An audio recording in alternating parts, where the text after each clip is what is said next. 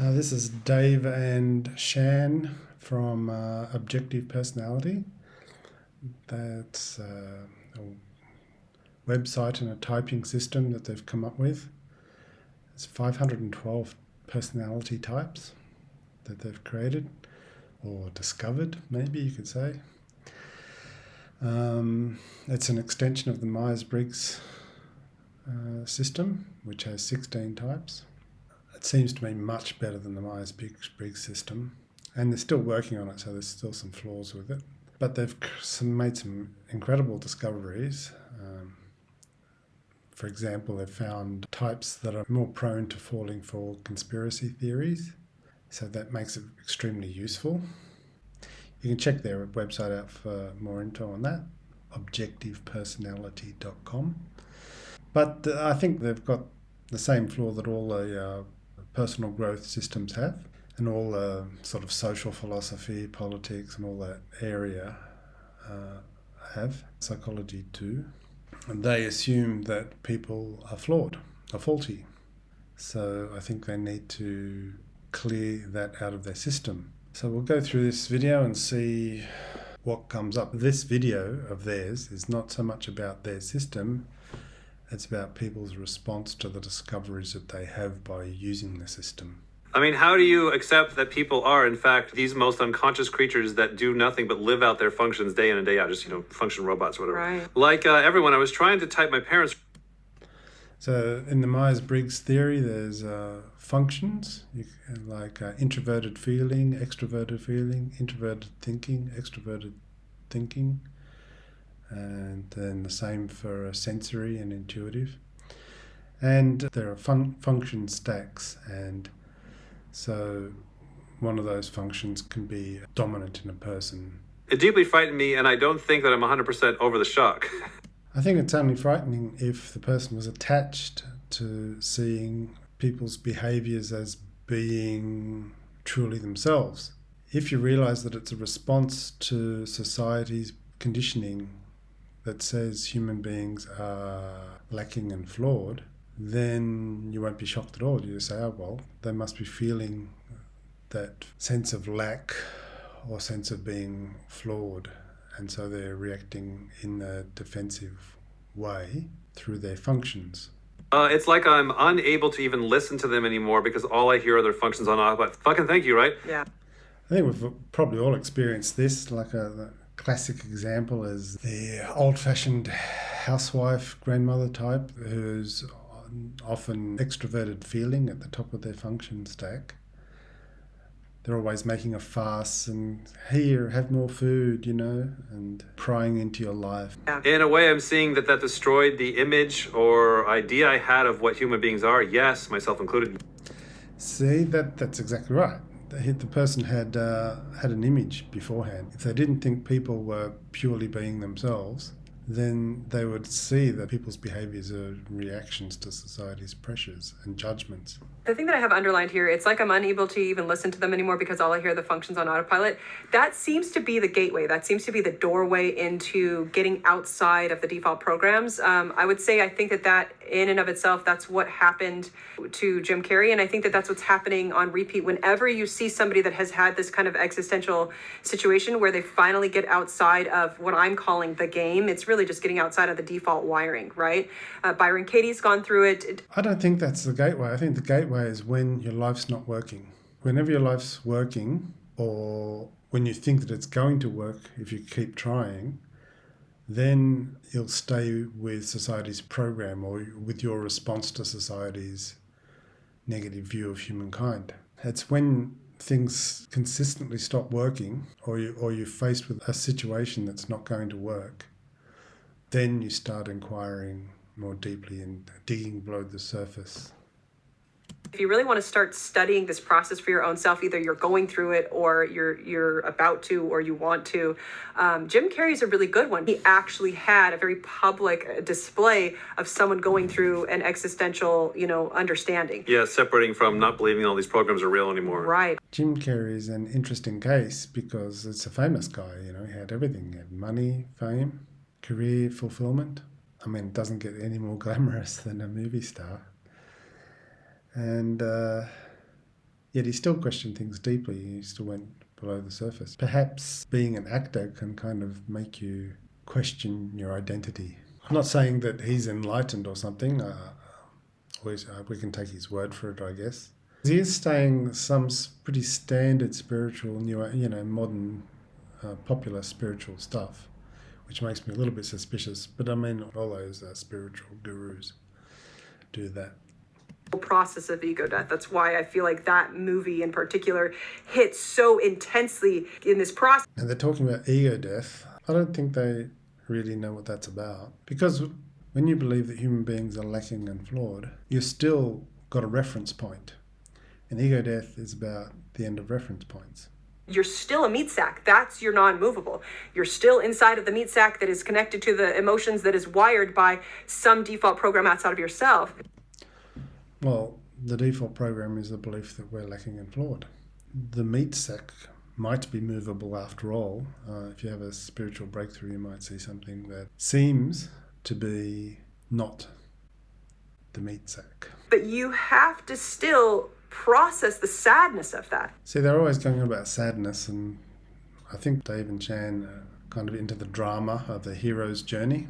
And I think the hero's journey as portrayed by society is like a temptation to actually not go on the real inquiry about life and society and yourself. Because the hero's journey in film, and Joseph Campbell talks about it, and Jordan Peterson more recently. Yeah, the hero is somebody who, for whatever reason, goes searching for the meaning of life, something grand like that, and they often go into a hellish situation and come back with the elixir of immortality or some boon, and then shares it with society. But it's very gratifying to see yourself as a hero. So I think we should be very suspicious of that hero's journey. Ego death is heartbreaking.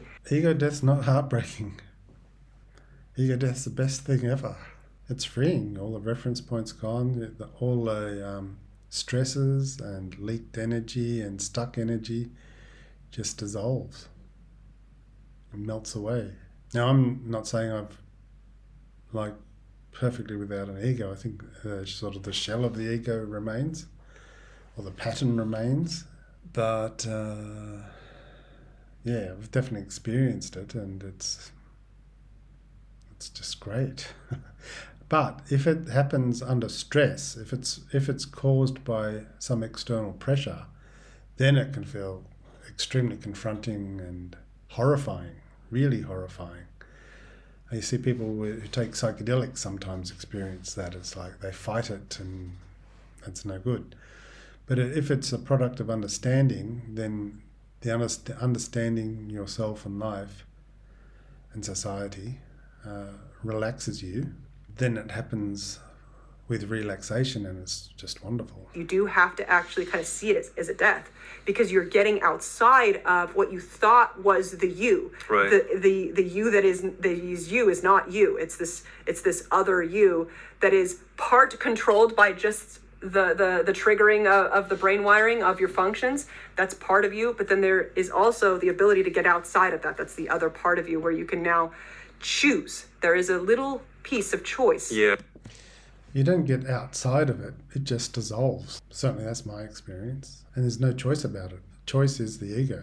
Not always, but in this context, what she's saying, I think it's the ego. It's like, oh, well, I'm stuck in this difficult situation, I better make the right choice. Even this kid was making, there was a choice in the Matrix, a choice between the red and the blue pill, but there's two versions of that. There's one is a choice to be like a hero, the other one is a choice just simply for the truth. I think what happens is that people start inquiring about life, and they get distracted by this personal growth detour. That's where this sort of drama, loss, emotions, all that stuff is coming from. Certainly, when you do the proper inquiry that I'm talking about, you're pushed into it, and it's confronting, like a constant nagging. It can be emotionally disturbing, but it's also good because you're like a hound on the scent of truth and reality. So it's kind of simultaneously has a positive charge. But if you're in like the hero's journey version of it, the society's version of it, then it's drama. Me as an FI, I do go on personal walks alone, and like the kind of the math that I've come out with is that it needs to be consistent. That's a number one. That one is non-negotiable. It has to be something that is consistent. I agree that walks are great and moving the body, because you need a balance between the mental inquiry about cause and effect. How did I create this stuck situation in my life that's not working, and how am I creating it now? Like, what the cause that's happened? I'm doing something that's causing it to happen now, or I'm participating at least. I mean, society is the ultimate cause, I think. But I'm participating, so what is my part of the cause? So there's a mental aspect, and it's good to balance that with the physical aspect. And I think ultimately, liberation from illusion is an energetic phenomenon, because the repetition and the patterns and the attachments happen because our energy is locked in that leak. Something that you will do every single day, because you need to give yourself a place of habit.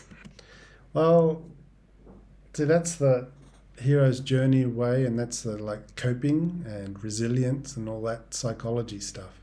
The real liberation is you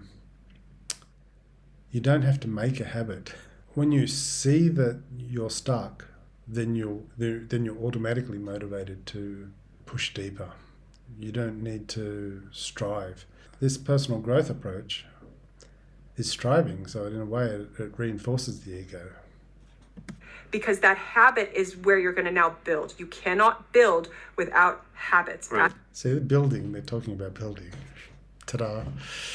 By the way, I should put a definition of the ego. The ego is like a groove in the brain and into the body, where the energy repeatedly goes, and it's based on an insistence. It's based on, firstly, on self-defense, right?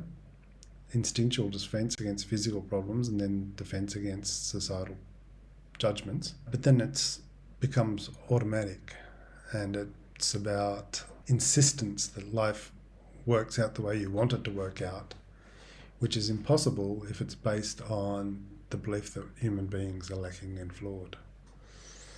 I believe movement has a lot to do with it. You do have to have movement oriented. Me too, right? Whether it's working out, whether it's walking. Because our stuckness is really stuck energy, movement helps to make it unstuck. And by the way, I forgot to mention, check out my book, Happiness is the Starting Place. It's available on Amazon.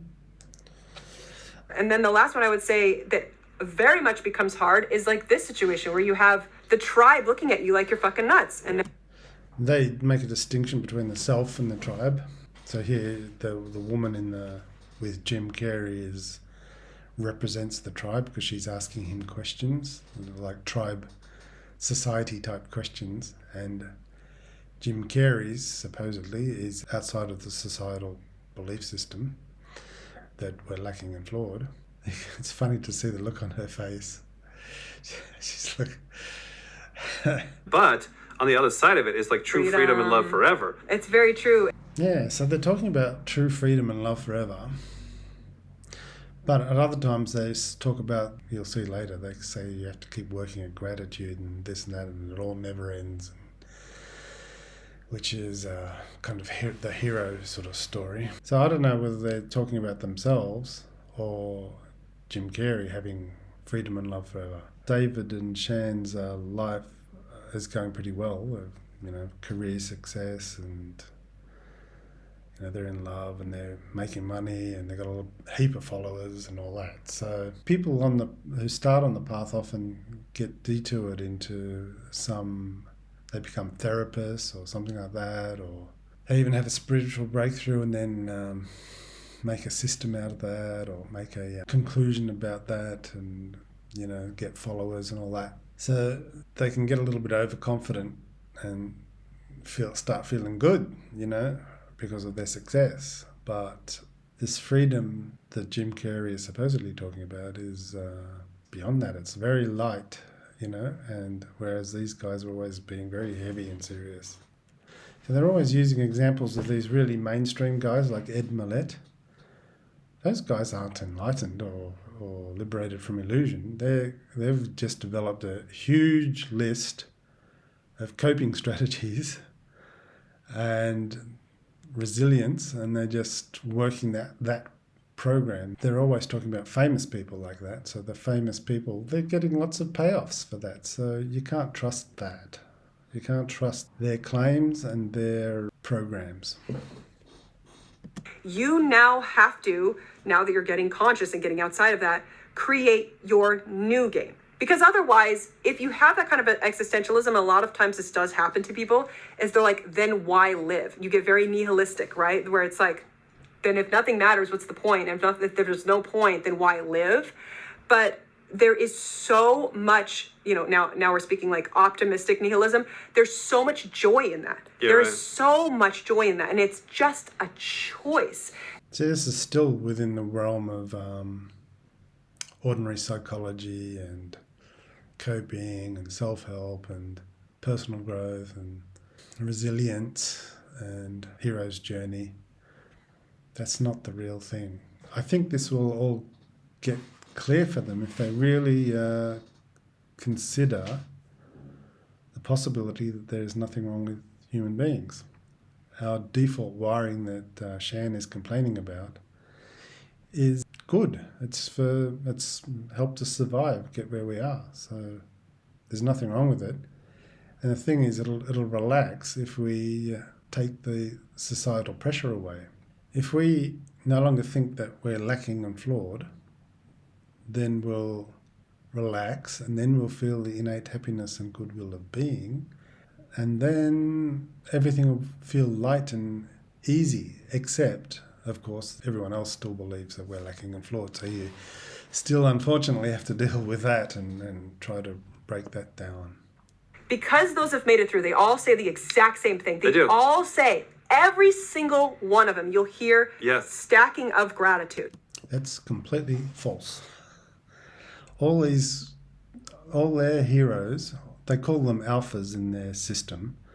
All these alphas like Ed Milet, they say a very different thing to somebody like Ramana Maharshi. Ramana Maharshi doesn't have to stack gratitude every day. They don't have to keep working at anything every day. They're free.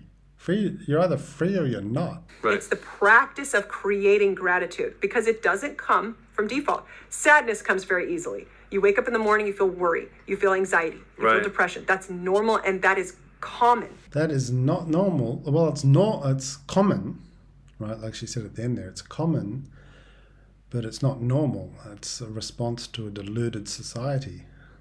Could you imagine waking up in a society where everyone was enlightened and in touch with their innate happiness and goodwill? It would be very different, right? Every single day I wake up, I have to choose to stack the gratitude. Because you no longer have a default program Right. running that. They're thinking that there's either neutrality, which is free of the program, or a stupid program. But freedom from the program isn't neutrality. It is innate happiness and goodwill. It is expansion of consciousness. It is energy and therefore bliss. And that's the trade-off. Like your parents are enjoying ignorance is bliss, that they get to run a program of today they're very happy because tomorrow's the weekend. Yes. And they're not seeing that you then have a crash later.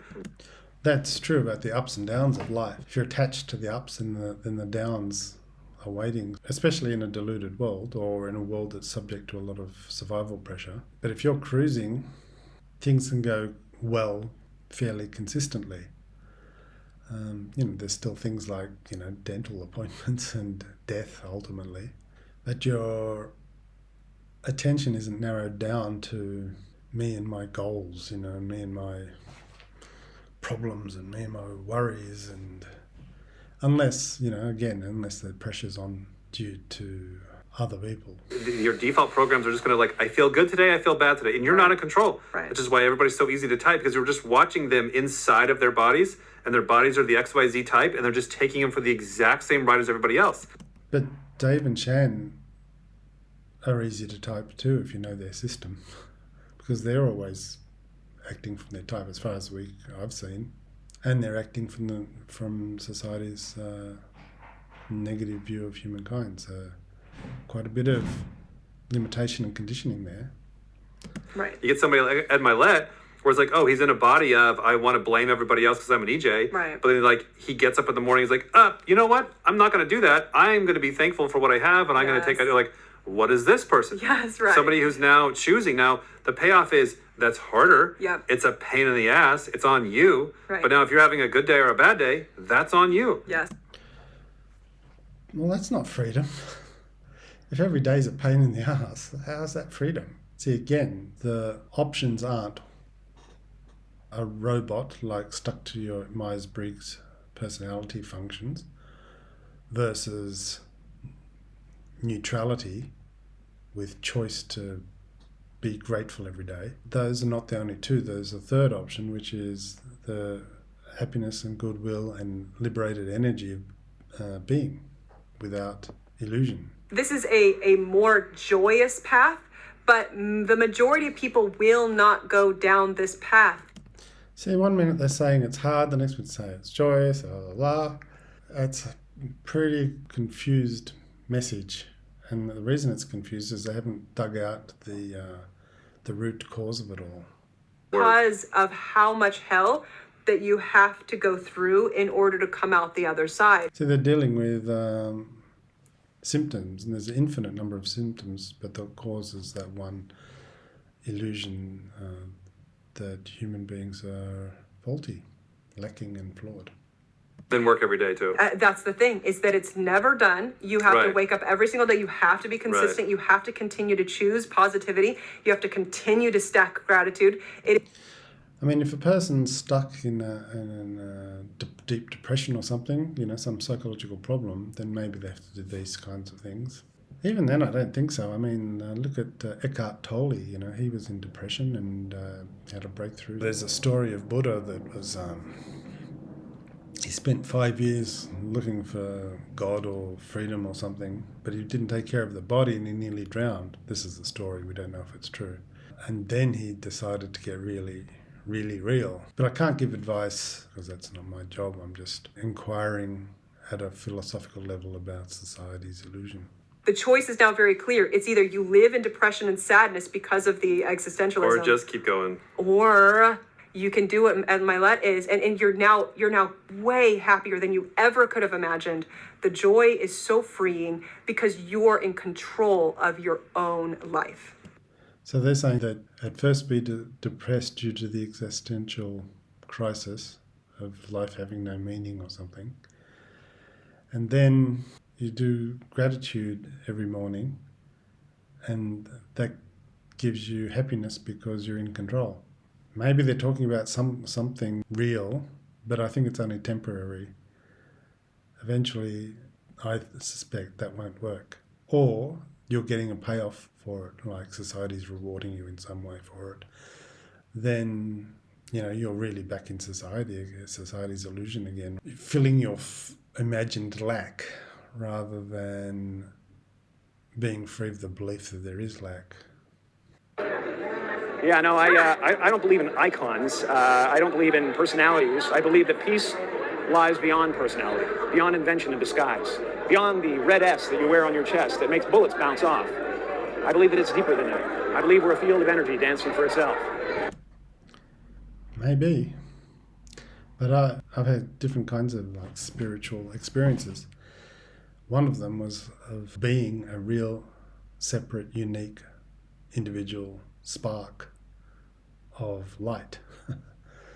So, that might sound very bizarre to people, so you don't have to, I'm not saying that it's true, it's just what I experienced. So I'm not very satisfied with any of these sort of gurus at the moment. I think they've come to too quick a conclusion based on one kind of experience. And I don't care. But Jim, you got really dressed up for the occasion. You look good. No, I Was didn't that an get dressed accident? up. I didn't get dressed Who up. did? There is no me. So you're saying there's no me. Really? So when you look at Jim Carrey talking, do you really think there's no one there? It looks to me like there's a Jim Carrey's in there going, telling the story. But I'll let you decide that. There's no you. No. We're not here. This is a dream. It's just things happening. And there are clusters of tetrahedrons moving around together. Okay. Yeah. So what's happening in our world right now? Because there is a lot of news that actually is relevant that's not that Here's the uplifting. thing. It's not our world. None of That's this is the key. real? Nope. So you're just passing We don't through. matter. We don't matter. That can look bad when you first hear it. It can look very superficial and like they call it spiritual bypassing when you're ignoring practical problems in the world. But if everyone had his attitude, then they'd stop fighting automatically. And so that might solve the problem. But I think the ultimate solution is, to root out this negative view of humankind that has been propagated from cave people tens of thousands of years ago. The idea that we're lacking and flawed was used to control us. And that helped us survive, but it's past its use by date. Wow. There's the good news. Okay.